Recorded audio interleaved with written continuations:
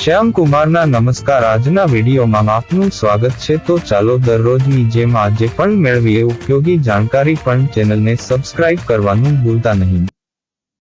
ચોમાસામાં ઠંડા પવનો, ભીની માટીની સુગંધ અને ચા અને પકોડા તમને સ્વાદ અને મોજ તો આપે છે, પરંતુ આ ઋતુ સ્વાસ્થ્યની દ્રષ્ટિએ પણ ઘણા પડકારો ઊભા કરે છે।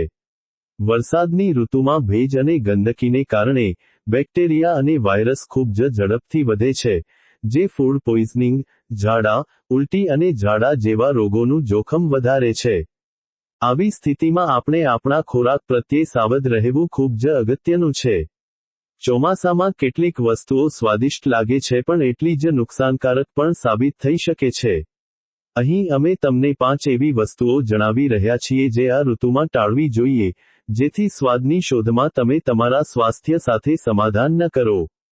1. કાપેલા ફળો અને સલાડ। વરસાદની ઋતુમાં ખુલ્લામાં રાખેલા કાપેલા ફળો અને સલાડ ઝડપથી ચેપગ્રસ્ત થાય છે। ધૂળ, જંતુઓ અને માખીઓ તેમાં સરળતાથી સ્થાયી થાય છે। બહારથી આવા ફળો ખાવાથી ફૂડ પોઈઝનિંગ, ઝાડા અથવા પેટમાં ચેપ લાગી શકે છે। ઘરે તાજા ફળો કાપીને તરત જ ખાવાનું વધુ સારું રહેશે અને બહારથી કાપેલા ફળો લેવાનું સંપૂર્ણપણે ટાળો। 2. લીલા પાંદડાવાળા શાકભાજી। ચોમાસા દરમિયાન પાલક, મેથી, સરસવ જેવા લીલા શાકભાજી બેક્ટેરિયા અને જંતુઓ માટે સંવેદનશીલ હોય છે। તેમાં વધુ માટી અને ભેજ હોવાથી ફંગલ ચેપનું જોખમ રહેલું છે। જો તમે તેને ખાવા માંગતા હો, તો તેને ગરમ પાણીમાં સારી રીતે રાંધો, પરંતુ આ ઋતુમાં શક્ય તેટલું તેનું સેવન ઓછું કરવાનો પ્રયાસ કરો। 3. ફ્રાઇડ સ્ટ્રીટ ફૂડ જેમ કે સમોસા, કચોરી।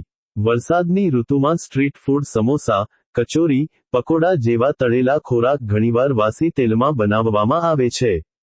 ભેજને કારણે તેમાં બેક્ટેરિયા સરળતાથી વધી શકે છે। તેનો સ્વાદ સારો હોય છે પણ પેટને નુકસાન પહોંચાડી શકે છે। ઘરે બનાવેલા ગરમ પકોડા અથવા નાસ્તો એક સલામત વિકલ્પ છે। 5. દહીં। દહીં સામાન્ય રીતે સ્વસ્થ માનવામાં આવે છે, પરંતુ તેની તાસીર ઠંડી હોય છે, જે ચોમાસા દરમિયાન ગળા અને પાચનતંત્રને અસર કરી શકે છે। આનાથી શરદી અને અપચો જેવી સમસ્યાઓ થઈ શકે છે। આ ઋતુમાં હળદરવાળું દૂધ અથવા હર્બલ ઉકાળો જેવી ગરમ વસ્તુઓ વધુ સારી છે।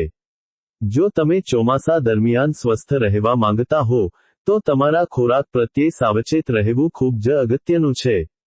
સ્વાદની શોધમાં આપણે જે ભૂલો કરીએ છીએ તેની સીધી અસર આપણા સ્વાસ્થ્ય પર પડે છે। ઉપરોક્ત બાબતોને શક્ય તેટલી ટાળો અને તાજગી અને સ્વચ્છતાનું ધ્યાન રાખો।